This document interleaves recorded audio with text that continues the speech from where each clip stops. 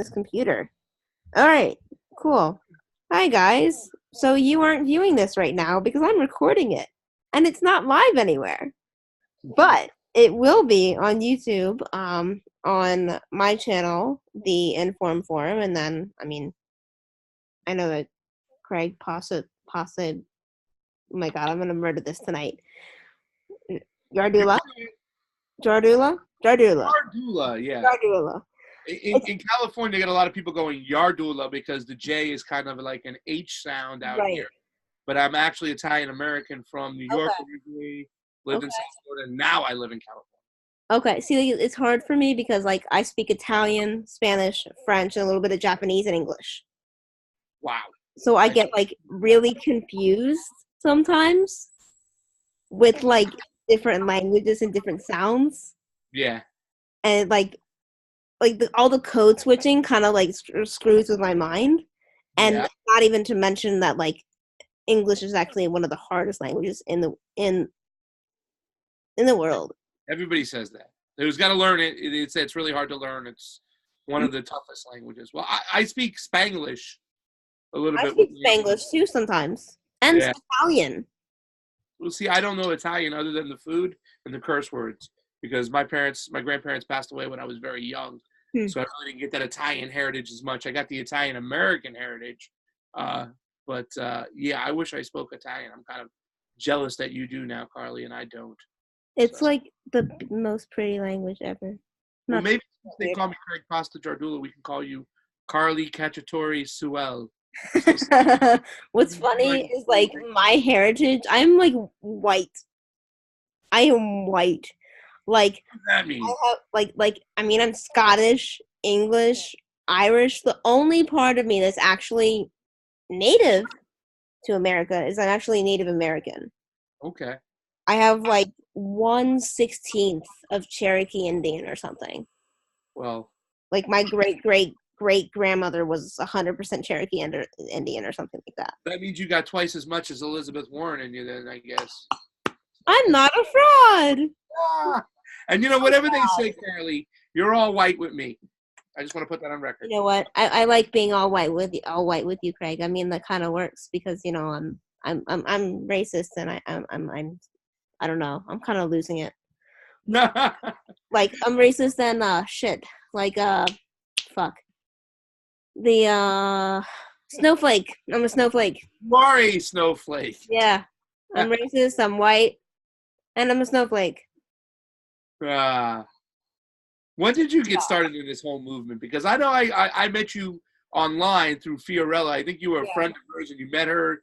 And she's kind of vaguely told me the story, but did you guys meet in Philadelphia or where'd you guys meet? Or we met in New York City at the Burners meet and greet that I don't want to say begrudgingly, but that I was like, wasn't sure if I was going to be able to go to because I think at the time I had, like 3 jobs and I was in school and I'm still in school. Yeah. And on top of that, I'm in a very bad situation with school. Yeah. Like, if I don't get all A's in my classes, my last 3 classes, I actually don't get my degree where I'm going to school. Oh, my Lord. So, are you at the end of your schooling career there? Is that what you're saying? Basically. And the thing is, it's weird. I've actually technically graduated my program, but because my GPA is slightly below a 3.0, I don't get to graduate until my GPA is above a 3.0. As a rule, program are you in that you need a 3.0 to graduate? Yeah. I need above a 3.0 to graduate. Why? What program is that? It's Drexel University's Masters of Science in Library and Information Science. It's a load of shit, and to be completely honest with you, I think I made the wrong choice. Yeah. Get into this program in general. I mean, I'd love to be a physical therapist. Really? Yeah, like, I love to work out. I love to be physical. That's awesome. But I mean, I'm just wanting to get my degree at this point and just get a When you job. started this, you spent all that money. It's Yeah. kind of like, why not? You know what I'm saying? Yeah. Listen, when I tell people that I don't have a college degree because I have like a year of college, the first thing that pops into my mind is like, hey, I'm not in debt. Right. Exactly. Which is so, like, the mere fact that that's keeping people from going to school is ridiculous. Yeah. And it irks me. There's nothing we can really do about it as people Yeah. outside of praying that we get more progressives elected in the next 20 or 30 years. Yeah. But a lot of us don't have the time to wait for that. So it's kind of like, you know, 20 to 30 years. I mean, can't we get? Don't you have any good progressives where you're at? First of all, actually, where are I you? mean, so I'm in the suburbs of Philadelphia. Philly. Did you go to the whole Philly convention and everything? Obviously, or Yeah. yeah. Yeah. Like, I mean, I wasn't like a delegate or anything, but like, I went to the convention. I met a lot of people, and actually, a funny thing happened to me during the convention, which sounds it's very offhand, but like I tried to do 3 different things in one day. Okay. So I went surfing at about 5 in the morning in Jersey. In Jersey, the day of the convention, first Yeah. day. Yes, or one of the days anyway, and I didn't know it then, but I got stung by a jellyfish on my face. And you didn't know it. I didn't know it. I just knew my How is face that felt weird. possible on your face? Yes. So then I drove back to Philly from Jersey where I surf, which is about an hour. It's only not that bad.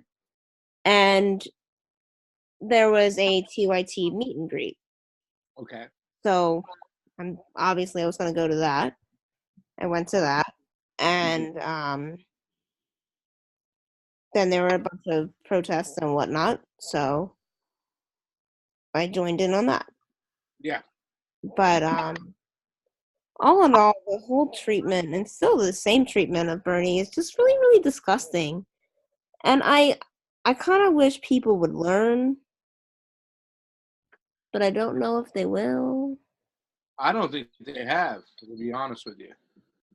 I I don't just, think they learn, period, when it comes to the Democratic establishment. I mean, I don't think they've learned. I mean, I've been watching some of your posts, and one of the posts that you said, I think it was to your mom or your dad or something, and you were like, they think that the Republican Party is just, yeah, not is equally bad as the Democratic Party, but, I mean, for yeah, some of that us, was ridiculous. And I but was like so mad at my mom when she said that because it was directly after I was physically and verbally attacked by local Republicans running for office in my area. you were physically Like attacked? right now. Yeah, basically. So like there was this rally against dark money at Okay. this address that's like not far from me in a town called Springfield. Massachusetts? No. Yeah, Pennsylvania. yeah. I know. None Um, of this.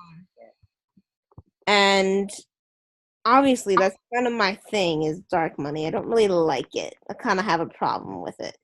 Like for instance, like tomorrow I get to vote. I'm just voting straight Democrat tomorrow. That's what I'm doing. Yeah. I don't like it, but that's what I'm doing. Well, I'm not doing it. Well, I'm actually going to be that's good. voting Brewster's Million, none of the above. The only Democrat that I am voting for, the only candidate I'm voting for right now is for sheriff, and his name is Alex Villanueva, and I've knocked on doors with him, and he was amazing. But when it comes to the Democrats, and we talked about this me and Fiorella today, we're not going to vote blue no matter who.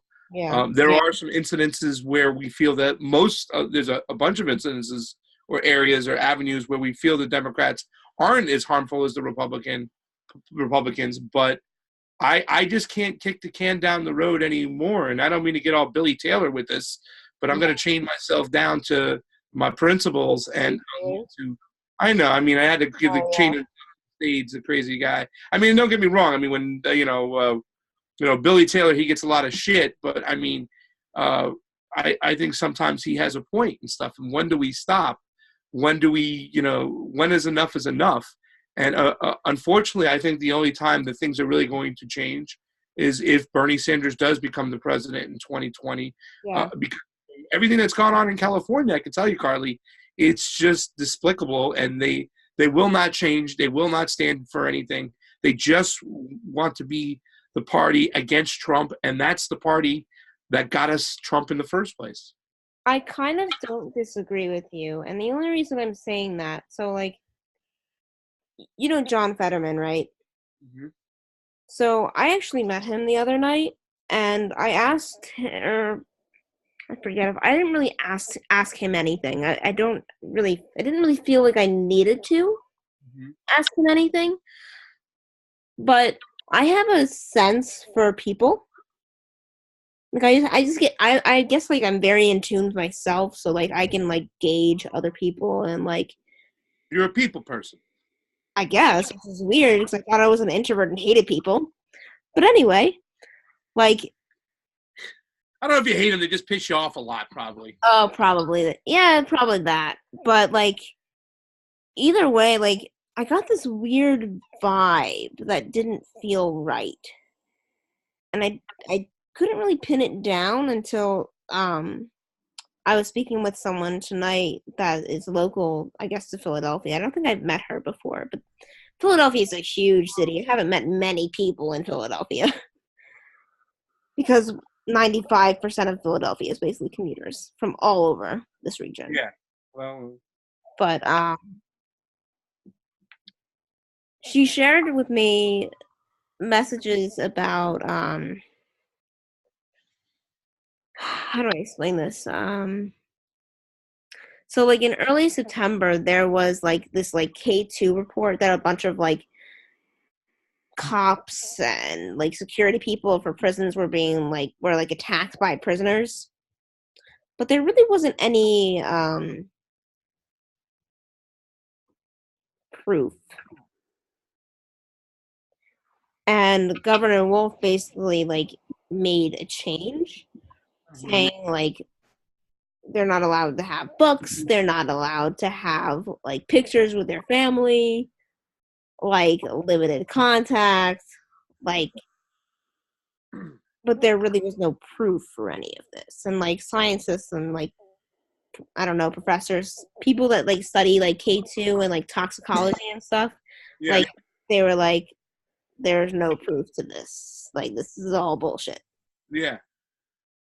So my friend contacted John Fetterman like way back in September when this was going on and like when it first happened, and he basically said like, well, I'm sorry we can't satisfy you with this, but I can assure you this has happened and families and prison guards have been like harassed and physically abused by prisoners. I'm like, but he basically said to my friend that, well, I'm glad that we still have your vote, but we're not going to do anything about this. But our opponent is really, really bad. You should vote for us anyway. Yeah. And that kind of like really upset me. Yeah, this is Fetterman. This is the progressive, the Bernie guy, the bald-headed guy, the one that Billy Taylor chained himself to the stage on that event, correct? Yeah, and like it almost makes me think like it almost makes me double think. I'm not going to use that word. That is not the good word. But yeah, it makes me question honestly my vote in the primary. Because I voted for John Fetterman. But it also makes me think past like this is the reason why like I don't really like to vote based on endorsements or based on anything besides a person's besides two things: what a person's platform is and where their money comes from. Because I don't know, like I'm not saying I hate Bernie, but sometimes maybe his endorsements aren't good. Because, like, for one, like, he did not endorse the progressive in the 5th congressional district primary in my area. Yeah, yeah. Yay. Like, he didn't. Yeah. And why? Well, because he wanted Johnny Dougherty's endorsement in 2020 when he runs for president. Johnny Dog is a big, like, Philly Union guy that's an asshole. Yeah. Well, I mean, his endorsements have been crap all around. I mean, they haven't been the greatest. He has left some people out. He was able to endorse Kenneth Mejia when he was a Democrat. Now he's a Green. He can't endorse him. But he didn't have to endorse his opponent, Jimmy Gomez, who I can assure you did not show up for any of his debates. I was set to moderate a debate, the Convo Couch, between Jimmy Gomez and Kenneth Mejia. Jimmy Gomez no-show, which is like one of the biggest no-nos for me. If you're not showing up for your debates, you're hiding. He endorsed this guy named Mike Levin out here who the progressives just cannot stand. Yeah, and it's just been like one bad thing after the other. And it seems to me that he's playing politics, especially when it comes to the Democratic Party. It hasn't been, Bernie Sanders has some of this responsibility to bear because he did come out there and he said, run, get out there. But I really think he has missed the boat on this. And I can't understand, like you're talking about Fetterman now, as soon as he wins the primary, drifting towards the middle. Alexander Ocasio-Cortez winning the primary, saying that we have to support all Democrats, drifting towards the middle. Andrew Gillum, winning the primary because Bernie Sanders endorses and shows up, and then he goes around the state with Debbie Wasserman Schultz and Hillary Clinton. To me, the Democrats have like Florida, no less. What's that? In a place like Florida, no less. Like, seriously, you could be a little bit more diplomatic, Gillum. Do not go around with Wasserman Schultz or Hillary Clinton. It's not going to appease the left, and it's sure as shit not going to appeal to the far right. Yeah. So, like, what the fuck are you doing? Well, I think he's even losing centrist votes by putting himself out there with Hillary Clinton and Debbie Wasserman Schultz. Because I don't know what it is, though. The Republican Party, especially when it comes to Florida, they keep on pushing him towards like, oh, he's a crazy leftist like Bernie, and he's a socialist and whatnot, and he's running away from it. When if he would just embrace it, it's what won him the primary. Mm-hmm. Embrace these social programs. If they want to compare you to a populist, crazy guy on the left, which it's really not crazy because 65% of all people stand for single-payer healthcare. 60% of people want to end the wars. They don't want us to intervene in other countries. So if they're pushing you to the left, stay there. Stay with what got you there. But all these candidates seem to win the primary, and then they feel they have to have the need to go back to the center and start spouting neoliberal friggin' talking points that are just going to be disaster for them tomorrow. Because I'm going to tell you this right now, Carly, I don't see the blue wave coming. I think they've shot themselves in the foot.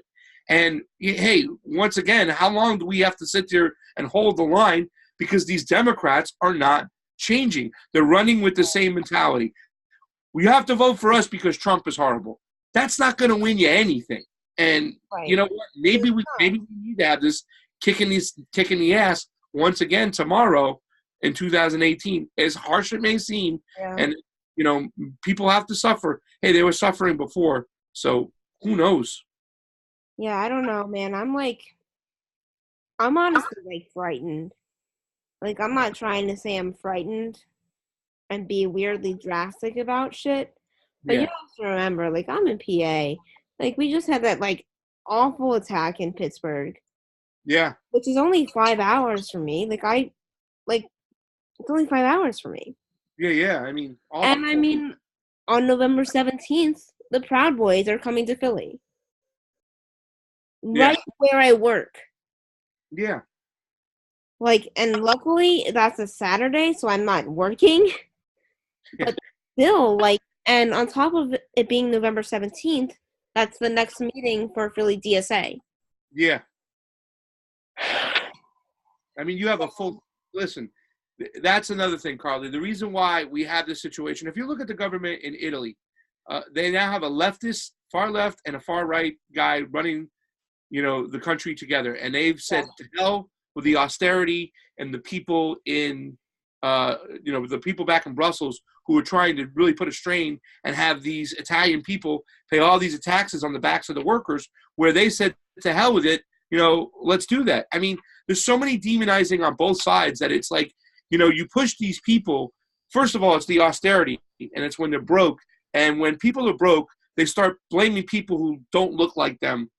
And that's why you have these far-right fascist governments rising up. It's because of these neoliberal policies that force people's hands to say, hey, you know what? We're starving now. It's that black guy across the street is the reason why I don't have anything over here. Now, it's stupid, but if you constantly push these policies down their throats, just like in Brazil, you know what I'm saying?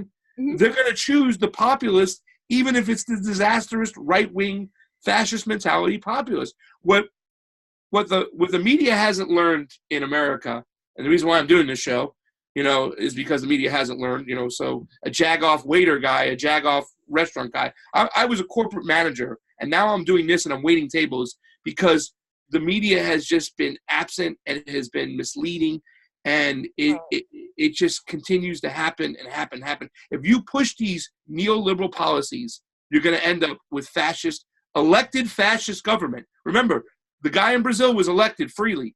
Donald Trump was elected freely. They can try to, demonetize, or they can try to cut out his win, but he won. And there's a reason why he won. And it seems like the Democrats here in the States, they haven't learned, they haven't listened, and they're playing the same playbook that got us Trump. And tomorrow, they're going to be a rude awakening.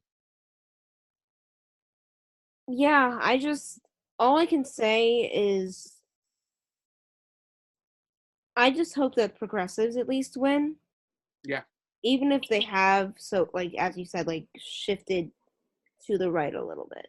You're telling me about Fetterman. This is new news to me. Yeah, it kind of freaks me out, to be honest, because, I like him. Yeah. Or at least I want to like him. That was very, I didn't like hearing that. Did you have the three strong progressive women who won in Pennsylvania? Have they at least? Yeah. Have they held the line of progressiveness? Because have four, actually. There's Liz Fiedler. Yes. Sarah Innamorato, Summer Lee, and Kristen Seal, who I absolutely fucking adore. I love her. Seal. Kristen Seal. Yeah. She is my heart and fucking soul. Honestly, probably since September, I've canvassed maybe about 300 hours for her. Awesome. I'm the kind of person that doesn't do that for just anyone. Okay? She is such a kick-ass woman. It's not even funny. I can tell you a bit about her, but one, not to be that weird neoliberal type person, but if she was elected in the 168th House District, which is literally 3 streets all over from where I live, which pisses me off to no end, she'd be the first openly queer woman to be elected in her district. That's awesome. Which is nuts. On top of that, she does roller derby. She power lifts. She actually, I think this is correct. I might have my facts a little off, and that's not me being ironic because my show is called The Informed Forum. But, whatever. She actually worked for the Southern Poverty Law Center in New Mexico when the ACA was being rolled out. What she was doing was helping train people how not to go bankrupt with medical debt. Yeah. I don't know what to say to that. That is just awesome. Yeah. On top of that, she's currently the director of operations for an energy nonprofit in Center City, Philadelphia. Yeah. And actually, I know this because I ran into her on the train on my way to work one day. What's she running for again? She's running for the PA House. Okay. See, let me say something, Carly, because that's where our victories are going to be. I think that's definitely where it's going to be. We're new to this game, the progressive wing, and let me tell you something right now, Carly, and on the left, you've made videos before when you've said, guys, on the left, let's calm down. We're fragmented all around. These progressives, that Jimmy Dore wing, that anti-war wing, doesn't like the establishment progressives that are still trying to work within the party and make things happen. They still don't like them at all. Power too much, too quickly, and they're just playing these games. And then you have the kind of social justice warrior party. I don't want to say that in a bad way, but these activists, whatnot, and they sometimes can be so damaging to us to try to pick up the middle ground with their identity politics. They almost play the identity politics where, as a white male, no matter what, I can't do any right, and if I say anything, I'm mansplaining, and they kind of go over that line and they thwart discussion about what's going on, where we have to just bring everybody into the fold together. And I think that fragmentation is going to show tomorrow. But on those levels, what you said, that PA, House, we have a woman, and I wish I can vote for her. Her name is Maria Estrada out here. And I know she's butted heads with the establishment type. She's butted head with one form of the social justice warriors. And she's been so loved and revered by the Greens and the progressives, though. And she has a chance to take out the Debbie Wasserman Schultz of California, a man by the name of Anthony Rendon. Oh, yeah. He can go to hell, frankly. I think that's where our gains will be. That's where we got to focus on. That's where we got to look at. And those people who lost in the primaries, who did get a lot of votes, or if they lose in this election, they got to remember they've gained support. They got to keep going. And in 2020, they got to run again. Yeah, I'm totally with that. And, the thing that, a thing I'm trying to let me rephrase. Hold on. I have not been up since 3 a.m. my time. Yes, you have. So, one thing that, I want to try to put together, I don't know if you know what GIS mapping is. No, you were telling me something about this. So, I like your answer back to when I said, how the hell is that going to get all these groups to work together? You're like, how the hell should I know? Yeah, right. No, but so have you ever been to a candidate's website and you'll see a map? Yes. Okay. So essentially, what I want to do is that, right? Create a map with color codes for saying these people in this area, or this person is progressive, this person is not progressive, this person is okay. Semi-progressive. Got progressive values, but right. Not progressive votes. Right. So I kind of want to figure out a way to just link that to the finance filings and link that to their voting record and kind of let it be open access so people can have access to it and know okay, this election is coming up in 2020. We need to find someone to run against this person. Let's get a strategy. But if they can at least have that information, yeah, it might help. I think it's great. I think it's something to know exactly where we can put names to faces. We can also find out what their issues are and know where they're at. And that somebody who has a strong issue, for me, my strongest issue, and it's nobody's talking about it, is the support of the funding from the American tax dollar to the CIA in South and Central America, which causes these coups to overturn their country and causes a mass migration problem. So I'd like to know if there's any politicians out there who are talking about that. I'm so sick and tired that Ro Khanna is one of the only guys in Congress, or Tulsi Gabbard is one of the only people in Congress who talk about these things. And I'd like to know some congressmen, congresswomen, whether they be local, Senate, state, whatever the case may be, if I can know where they're on the map and if I can know that they're doing this, I'll support that person, because to me, that's one of the most important issues. So if you create a map or a database of that, I think that would be awesome.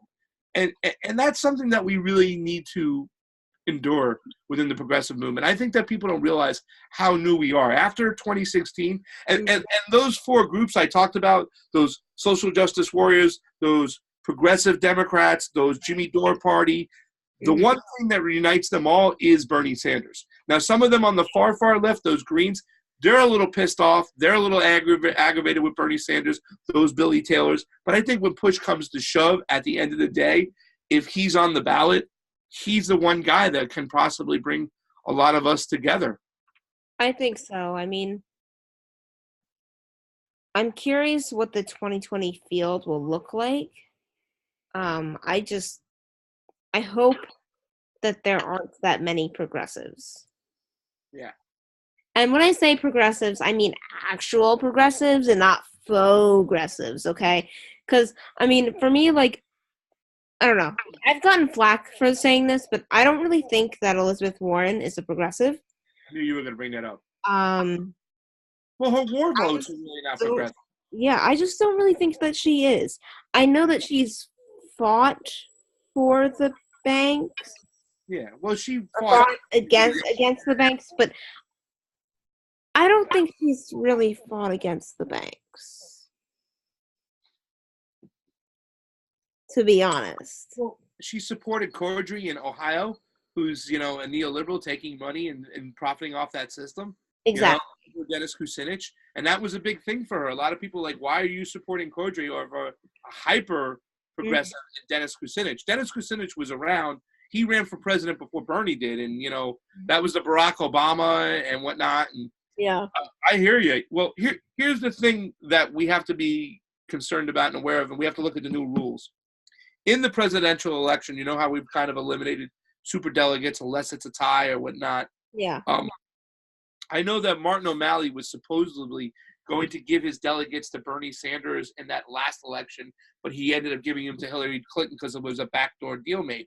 So if there are delegates that are able to be passed on, I think that we need a couple of progressives in there. I think we need a female progressive in there, like a Tulsi Gabbard. Yeah. So if it comes to a point where she can pass on those.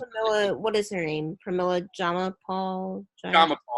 But coming out of Washington, to be honest with you, that's another situation because I'm close with the Washington Bernie-crats and whatnot. Jamila has supported Adam Smith over Sarah Smith. What? Yeah, I know, because she's in Congress and she'll give the shirt off her back to try to get legislation passed. So I think she's making deal to help with legislation. But that was a big thing, I mean, this is a common thing that's happened, Carly, and I don't think that the Democratic Party has learned. And I'm not going out there to be part of their punishment to smack them in the face and not vote for them till they learn. It's just that they haven't earned my vote.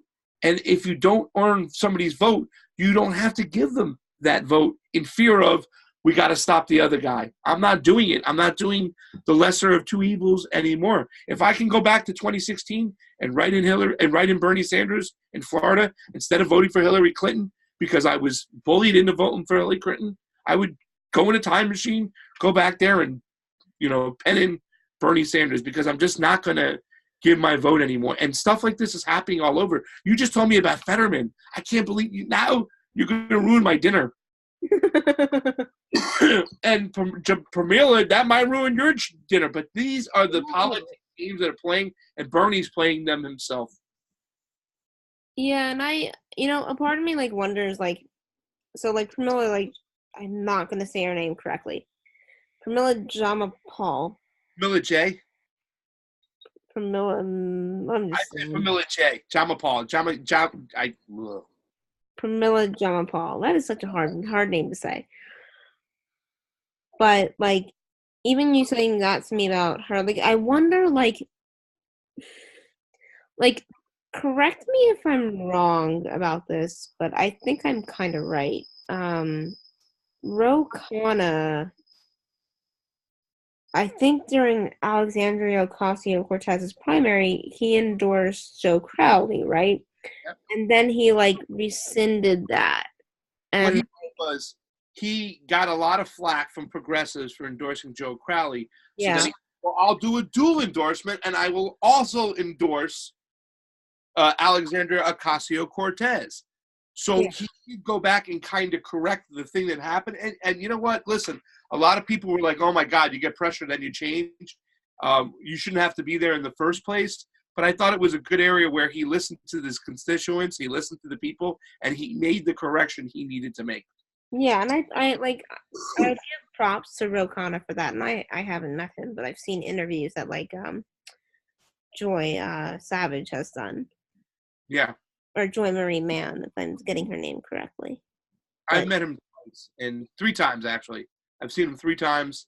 I booked him on Ron's show because, I do the booking for Ron Placone's show. Yeah. But that's when I met him he was at the California DNC, obviously, in San Diego. I talked to him there, and I met him at a Jimmy Dore show, and I asked him questions outside. And, once again, I'm not going to always, you can question where Ro Khanna gets his money from. There's been individuals from the Silicon Valley area that have given him a lot of money, and a lot of people feel that there's going to be favors in return for that money for the individuals. It wasn't actually corporate money. However, you can question that money all you want. When it comes to war, Ro Khanna is front and center of calling out the Democrats and anybody else who votes to fund these wars and fund the military-industrial complex through way of the resistance of, we got to stop Trump, but you're going to give him $717 billion to go and blow shit up. Why? Because you're the party of war too. Yeah, and I guess I kind of wonder sometimes so when you're elected, when I'm presuming because I'm not a public official, but you're a librarian. Yeah. But when you're in office in Congress or in the state house or whatever it is, you have to make alliances, right? You have to kind of figure out a way to work with other people. Yeah. And I'm not by any means excusing some people's endorsements of other people. But is that some type of way of them conversing or you know what I'm trying to say? It's not really them approving of the person, but it's them almost making alliances. I remember I watch pretty much only independent media. And clips from MSN that are on independent media. Yeah. But I remember, I think, an interview that Mike Figueroa of the Humanist Report did with Sarah Smith a while back. Figsy, yeah. Yeah, Figsy. I didn't know that was his nickname, but now I'm going to tell him I've been calling him Figsy, and Ronnie's been talking about Figsy. I'm like, Figsy out there. So let's start calling Michael Figueroa Figsy, and then we'll know that was Pasta Jardula who gave the guy from the Humanist Report his nickname, because Figsy it just sticks. I love his show, by the way. He's great. His show's awesome. I'm gonna tell him that's his nickname, and you said that. I'm sure he'll enjoy that. I want to meet him. I want to interview him. He's great. He's one of the. I mean, I watched his stuff back in 2016. Yeah. When I had tussle with mainstream media from what they were doing to Bernie and the way they were silencing him and the way they were just kind of just pushing, just parading and propping up Hillary Clinton and the neoliberal establishment. It just was I fell in love with it. It was fucking disgusting. Yeah. It was really disgusting. And it makes me honestly think, controversial opinion, I'm actually happy that Trump won. No, listen, I would be happy if you would think for sure that it would teach the Democratic establishment a lesson, but they haven't learned. I thought that was it. I'm like, okay, after he got elected, I ain't never going to play this game again. The Democrats are going to really have to learn that they can't be about platitudes. They have to be about policy, and they have to give people something. Otherwise, they're going to lose again. But guess what, Carly? They're doing the same shite they did in 2016. They're running the same playbook, and you got people on the progressive wing, on the establishment progressive wing that are still propping up these same techniques and playbook that's just going to kick us in the ass again. You're kind of not wrong. I mean, in my, for instance, In the 5th Congressional District primary, there were, I think at one point, and I could be getting this number off, I think there were 16 candidates. And one of them was a CIA agent or a former CIA We agent. had that too down in And district. Ex intelligence, like you got guys like Richard Painter, who was the ethics lawyer for the Bush administration, is running as a Democrat, as a fucking Democrat. Yeah, it's like thanks to tap all into your this just disgusting. And like even like recently, there's talk of like my 2 state senators. I think this is correct. I'm still learning, honestly. But my 2 state senators are Senator Casey and Senator Toomey. Toomey sucks, okay? I have my problems with Senator Casey, who I actually approached the other night. But I'll mention that in a second. Like, I have my problems with Senator Toomey, obviously, because he sucks. Yeah. He's a dick. Like, an utter dick.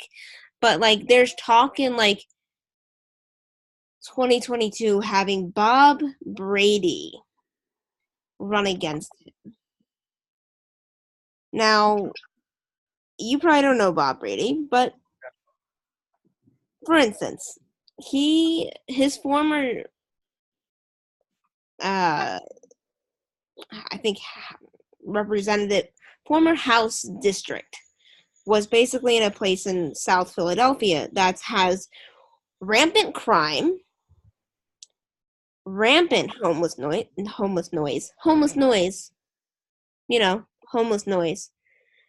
rampant homelessness, opioid addiction, drug addiction.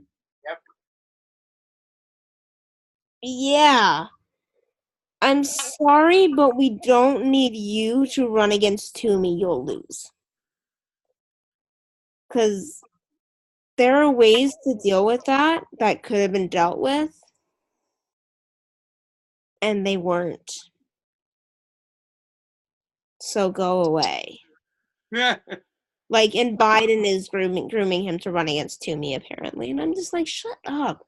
Like, this is where, like, I kind of think, like, my idea of, like, getting that map together would hopefully help people to be like, okay, let's get a plan. So, for instance, like, Governor Wolf, so I think this is correct. In general, gubernatorial candidates can only be elected for 8 years. Yes. Or 2 terms. So Governor Wolf, if he wins tomorrow night, which I hate him, frankly, but I hope he still wins because the Lou Barletta is scary as fuck. Scott Wallace, I think. Or no, Scott Wagner. He's the Republican governor candidate. And is it a establishment Democrat who's already has the reins there in Pennsylvania? Basically. I mean, like, I don't like Governor Wolf and everything, but he's at least good in education and he's not an asshole. What is Fetterman running for? Lieutenant governor. Oh, he's running for lieutenant governor. Okay. Yeah. My issue with Governor Wolf is, so like I mentioned, I've been canvassing a lot for Kristen Seal. Now, in her district, there's something called the Mariner East 2 pipeline, which you may or may not have heard of. Never heard of it. But basically, it's a pipeline that transports dangerous, odorless gas. So if an explosion happens, you literally don't know it because you can't smell it. And it's right next to a school. Literally, it's going through people's yards because the Republicans have used the right to eminent domain to justify that. And so basically, Governor Wolf, he's aligned himself with Kristen's campaign and gone on the campaign trail with her to walk around these areas where the pipeline's affected, but yet he hasn't divested from fossil fuel money. So he's exacerbating the problem and one of the main reasons for Kristen running for this position in the first place. So, I mean, I would like at this time, on Wednesday, I'd like to have someone stand up and identify themselves as running against Governor Wolf or the next Democratic establishment candidate in 2022. I'd like them to literally start now. Because that's when the primary really starts for progressives, but that's what we need to understand. Yeah. And do. Well, I think that here's the thing is that tomorrow is the elections. Wednesday, the campaigning starts. And, you know, I hate to kind of like, quote the Koch brothers. One of the Koch brothers said he asked, and I know, but they asked one of the Koch brothers, Charles Koch, they said, is there too much money in politics? And he goes, there's too much politics. The fact that we have these races for so long, you know, they just take forever. Most of your candidates and most of your politicians who are actually in office, I should say, you know, they spend a lot of time on the phone raising money for their next election rather than dealing with the issues that are in front of them at hand. So, I mean, we have to find a way to get publicly funded elections and kill Citizens United because it's just become, you know, I hate to say it, but Charles Koch was right. There's too much politics. And we have to get away from playing too much politics. And I understand this is the battlefield we have to be dropped into. So November 7th, I think a lot of people are thinking that that's the day that Bernie Sanders' campaign starts, November 7th. It does. I mean, that's when all these campaigns need to start again. And, like... But how do we pick the right candidates? Because I can tell you right here in California, we have finally, her name is, she's so popular. I can't believe I even forgot her name. Gail McLaughlin, who won in Richmond and whatnot. She started something called Gale Force Wins. Now, she's an ex-Marine. She ran as a non-party preference. She's plugged into DSA. I think she's getting people on the same page so everybody can come together in a consensus to say, number one, let's get the right candidate. And number two, let's get the right candidate out in front of the field quickly, rather than just somebody kind of stepping up. And we had a candidate over here, and I'm not going to rag on him. I love him. His name was David Hildebrand. You know, he had to jump into the race early because nobody else jumped in there. But then you had another progressive jump in and another progressive jump in. And it's like, okay, you guys are just splitting the vote. And, you know, in San Francisco area, Stephen Jaffe jumped in earlier, but then we had another progressive jump in. And those progressives actually split the vote. And Nancy Pelosi is now facing a Republican in the general election. And guess what? She doesn't have to debate. She could just continue to hide behind the scenes. Nobody knows where she stands on a lot of the issues. She's not held front and center. And now we've kicked ourselves square in the you-know-what, and I think we need to straighten that out and make sure we get the right people on the right page as progressives and do it right. Yeah, I mean, the biggest thing is, honestly, to just not have that many progressives in a race. Yeah. Because... Who's the right to pick that candidate? Who's going to pick that candidate? Because, I mean, like I said, we have the Gale Force Wins trying to organize something to make sure we pick these right candidates. But in Pennsylvania, PA, what if some progressive jumps in to the race and that progressive might not have a good of a chance of winning as this other progressive, right? Right. And now you got the wrong progressive running. Can you see my face, by the way? Am I well lit? Because I can see you. Like, went dark for a second, but I can see you. I don't know. But, like... Yeah, I honestly wish I knew the answer to that, because I don't. Like, I really don't. Because, for a second, like, I actually didn't support the progressive in my race. Because I thought that another person was the progressive. And then I ran into her. I'm the kind of person that, like, the best things happen to me by chance. Yeah. Like, I'm just very lucky. Or unlucky in a lucky way. But, like, anyway, like, I was at City Hall. It was in the summer or late summer. Actually, it was at the Fetterman and Bernie rally. So I went to this rally, and I ran into this candidate that I was supporting at the time. And what happened was she said to me, "Oh, I have to go make some calls for fundraising." And I was like, "Oh, okay. Go have fun fundraising."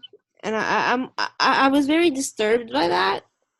Yeah. So like, But I mean, that's the position we put these people in with, the fact that you got to raise money because all of a sudden all this money floods in from right. the establishment side. And that's the thing where the Democrats have got a chance to get things right. And they just failed. They failed miserably because they funded the same type of character that's just going to just get in line, play their ball game, because that's their first mission. It's to silence progressives. They could have got behind a lot of progressives early if they really wanted to change, but they didn't. And now we're just left stuck. The people are going to be stuck with all the consequences. Yeah, I mean, I think one thing that might help people choose the actual progressive, and I think this is being done in maybe Portland or Seattle, I'm not sure.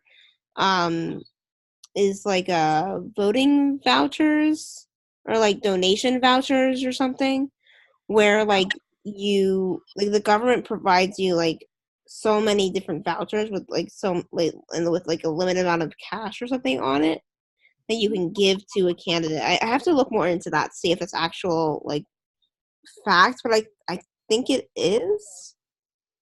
I don't know. I could look it up right now, but honestly, I'd rather just look at you on the computer screen because it's just more personal that way. Yeah. But I can verify that in a little bit because, my show is called The Inform Forum Yeah. that maybe I have about 7 subscribers to. But, Hey, I'll make sure that we have 8 as soon as we get off this call. I'm on your thing and stuff. Hey, listen, this is why we were forced to do these things because nobody was doing them. yeah. Nobody's talking about everything, and they're still not. I mean, it's still part of their main game. The press or the media or whatever you want to call it has just been so absent on what's really going on the They grass. have. And, to be honest, I'd be fine with mainstream media if they divested from all of their funding and stuff. But they won't. But they won't. And that's my issue. And actually, speaking of that, there's been a lot of talk about, at least in circles I evolve in or revolve around. See? That's the word I'm looking for. Or whatever. You know what I'm talking about. Circles that I'm in. A lot of talk about like TYT and their funding as of late. And I like TYT. Like I'm not I actually like TYT. Well, it's not as good as RT. Right. RT's the best. And I appreciate what I listen, TYT is when it comes to Western media, is left of any other media out there. It's left of MSNBC, it's left of CNN, it's way hell left of Fox. They do have great opinions, and I do kind of appreciate that. But from what they're doing, their production value sucks. And they do get kind of a little establishment also in their ways as well. I mean, I'm happy that they haven't done what RT has done and stepped up. I mean, and it's really kind of crazy that our best media, I think, is RT America, which is a Russian television American show, but it is so on point. And, despite just the fact that TYT hasn't stepped up production value because the production value sucks. I mean, I don't know what Chank is doing with all that money. I love you, Chank, but spend some money on some editors and some music and some clips and make it like a real show because it's just so boring at times. And also TYT is, what, and that's the thing is I see too many people around there that used to work for Allison Hartson's campaign, used to work for TYT, just out and about, and they left. And TYT has just been absent from the grassroots. They've been absent about what's going on, and they've been too supportive and too just anti-Trump at times. And yes, they're good, but to me personally, there's still a lot lacking. And I'm happy. I know the Convo Couch right here is small, but, hey, man, I got my own studio here in the basement of our house where me and Fee can go, and, we get a few bucks from the Patreon and people helping us out. And, we've been able to show up and moderate debates where TYT hasn't even been at times. You know what I'm saying? I mean, if there's been any mainstream media, it has been TYT, but still absent in a lot of areas and still missing the boat, I think, sometimes. But, hey, we'll just keep doing what we're doing, aren't we, Carly Sewell? Pretty much, because, I mean, I've only, on my show, had, at this point, I think, 2 candidates on. One of them was Kristen Seal. Yeah. I'm sorry, I'm definitely touting her up before the election tomorrow, but I really fucking want her to win. Move your camera just a little bit lower so I can see your lip. Is that better? Much better, sorry. I'm getting super comfortable, and I'm on my couch / my bed. If you go out a little bit, I can at least read your lips this way. Okay. Got it. Like the neighbor over at Tim. Hey, guy, how you doing there, Tim? With the little, mustache thing. Hey, what's going on? Yeah. You like to surf. What's up with that? We never talked about it. And you're surfing. When I was 10 or 11. 6 years ago? Yeah, 6 years ago, because that's how old I am, I'm 17. I thought you were 17, just uber smart and finishing your college early. No, how old do you think I am? You want me to ask that question on a show? Yeah. After that, I'm going to get a lot of hate mail from the ladies. Okay, if I had to guess, honestly, 26. You're close, but you're wrong. How old? 28. Okay, that's close. You're close. As a rule of thumb, I always guess your age and I go down 2 years younger just so I keep myself safe. Oh, so okay. 2 years, I actually knew exactly on the nose. What's your sign? I'm a Libra. Happy birthday just recently. Thank you. It was October 7th, so almost a month ago. Yeah, I know. The worst part is I was sick. Oh, well, that's because you're up all hours of the night running yourself crazy, working, going to school, and whatnot. I'm an Aries. Or that's why going to the gym at 3 in the morning until 5. Does the same thing.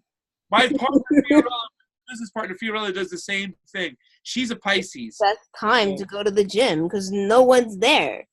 Oh my God! You guys should be sleeping. Instead, you're up till 6 o'clock in the morning playing on your YouTubes and Facebooks. No, that's really what I do. Right now, I think it's awesome. I got to send a lot of love out to you, a lot of love out to my partner Fiorella. I just love strong, opinionated women within this movement, and I want you guys to keep speaking and keep on saying the things that you guys say and talking. To me, it's important, whatnot. Once again, I'm not a generalization guy. I believe that we're all humans, but in today's world, I love it when strong, opinionated women get their voice out there and they speak. And I was so proud of Pennsylvania because I was playing that song, all the ladies, because all the strong shit you guys did in Pennsylvania. And then it wasn't the fact that you were just progressive females, is that you were just progressive people carrying the torch. And I didn't care, male, female. I just think it was awesome that you guys did that. And in some cases, you beat up a lot of those establishment, what are those brothers' names out there in Pennsylvania that got the Hillary Clintons of Pennsylvania? They're now the Italian guys. They're out. They're thrown out. They're gone.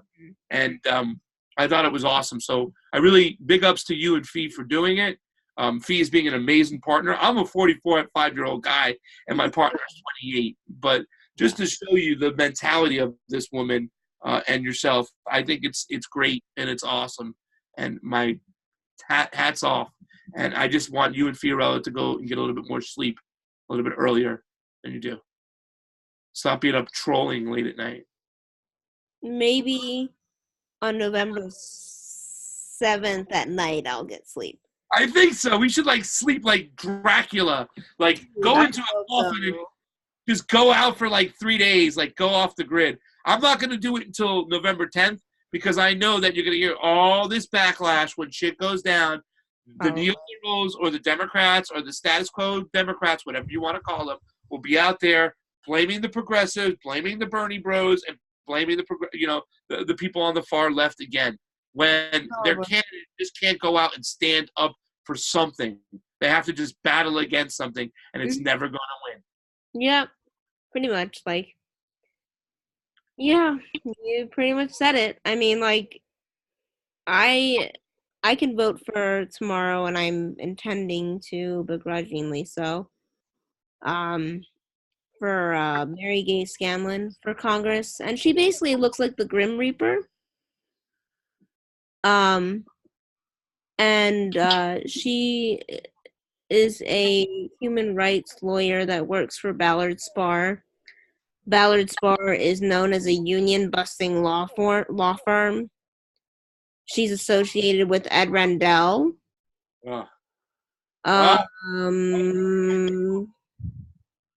She can go to hell? Hey, I like that. I mean, like, I want her to win because the Republicans are pretty much trotting out an Asian woman that won't vote with Trump 90% of the time. What are we going to do? I don't know. Like, I don't know. We have to get some sleep in a couple days and just regroup and figure out what's going to go on for the next elections. That's the only thing we can do. Which are more important, actually, even than the 2020 elections. But a lot of people don't know that. Well, they don't think that. Their opinions are right now. And there's been this vote blue no matter who mentality. Once again, I'm not vote shaming. If you vote for a Democrat, hey, that's cool. I just want you to respect the understanding the will of the people. It's not me the people like myself who are not going to vote blue, who won't vote blue no matter who, it's going to cost them the election. It's the people totally right. who are not politically engaged, who are not. They never went out and got those people who never voted in 2016. Instead, they vote shame them. Vote shaming, vote shaming, vote shaming. It's the Bernie Bros' fault. It's this people's fault. No, you got to go out there and get those people, and they never did, Carly. And I think we're going to all pay the price. Yeah, and I'm kind of lucky because, well, that's like the person I can vote for state house is her name is Jen O'Mara, and she's actually been in the race for 20 months, for 20 months as of now. So she's knocked on over 400,000 doors or something of that nature. So she's like the real deal, kinda. But still, it's why I love Kristen Seal, because she's ardently knocked on Republican doors. She's ardently knocked on independence doors. She's knocked on everyone's door and not been, like, ashamed to, like, talk to people about shit. Yeah. But, we'll see. We'll see. We will see. I'm, like, super nervous. It's okay. We'll see. But, I have to go eat dinner. I'm starving. Dude, no, I don't blame you. I have to probably sleep. More often. Dude, I'm totally for it. All right. Well, do you call me dude because I'm a dude, or is that like your No, that's just kind of what I do. It makes you sound old. I say dude and bra. Like, because, like, when I was 10, I fell into aggressive inline skating by accident. Do you know what that is? Fall into aggressive inline skating by accident. So I went to an extreme sports camp, or went to a sports camp when I was younger, and they had a new sport called aggressive inline skating. And I was like, ooh, I want to try that. So I tried it with my friend. She fell. She hated it. I fell and loved it. And actually, I got to be really good. Like, I'm actually still pretty decent. I can, like, drop in backwards. I can jump over a spine. I can do, like, a front side grind on a box. Like, I can do, like, I can't think of what this is called, but when you have, like, your grind plates here, like, on a rail, or not on a rail. I can't do that. I'm not that good. But I can do that on a box. Like, what are you wearing is it you wearing rollerblades? Yeah. And you're, like, going down a hill, and it's aggressive? It's, like, on ramps. Oh, it is? Okay. Yeah. And like X Games in a couple years, huh? Yeah. Well, no, probably not. But, like, I did that, and, like, since then, I've had, like, 3 skateboards and just, like, cruise around on them mostly. Yeah. I ski, I snowboard, and then a couple of maybe like 4 summers ago, I wanted to try surfing in Florida when I was on vacation. I did it once. I loved it. Pretty much then did it every time I could manage that whole summer, or at least through like So you're surfing for how many years now? like 4. Oh, that's it. Yeah, Well, if you call me Brock, can I call you Bretta? Bretta. Bretta? Yeah. Like the bounty hunter. Oh, Bretta. Listen, Bretta. Hey, Bretta. Bretta. No, you Bretta. totally can. I'm totally cool with that. Yeah. I like. I'm not one of those like PC type leftist people. I know you're not.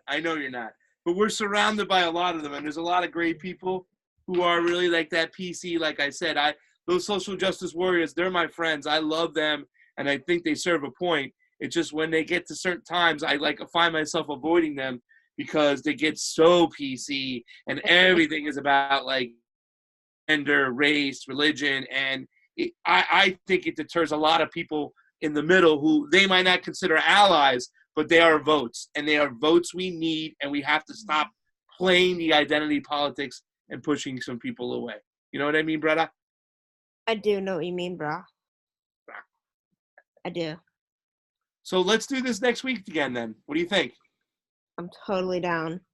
We So can am I, Carly. It's nice to finally talk to you in person.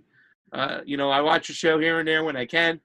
And when I heard you speak, it was like I had been speaking to you already for years. And I think you're doing awesome and keeping up that fight in Pennsylvania. And we're going to hold it down in California. So when you're ready to get out here, you let the Convo Couch know. We can help out. We got a nice couch, save you a few bucks on an Airbnb, and a couple good places to eat. I don't know how the surfing is out here. Maybe you can shoot the pier. You know, it's funny. Like, I surfed once when I visited California for the first time. I think it was last year, this time, for like a week. You didn't tell me out here. Well, we probably weren't friends until just then. Probably not. Or at least it wasn't. I know, well, I was with my mom. So it really wasn't a California trip that I wanted. No, I hear you. But, my mom was out here too. So. Like, I probably couldn't get there without her. At that time, I couldn't have. And honestly, even now, I probably can't, unless I really plan. But, I surfed there in, Santa Monica, which Santa Monica is a fucking haven. And I want to move there. Really bad. You got to go to HB next time you come down and Dude, I went there. It is amazing. I surfed there too. I went Santa Monica's pretty pricey. San Pedro is pretty cool. That might be a nice little spot for you. That's in between Santa Monica and Huntington Beach, and you can go out there and check it out as well.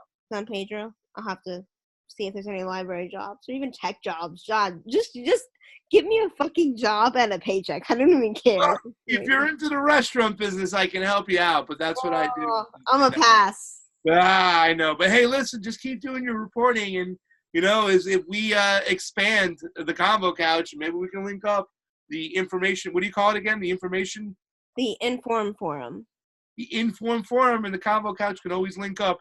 You see these guys like Kit Cabello and Harns Lens Media, Figsy with the Humanist Reports. There's all these people that out there that give these information.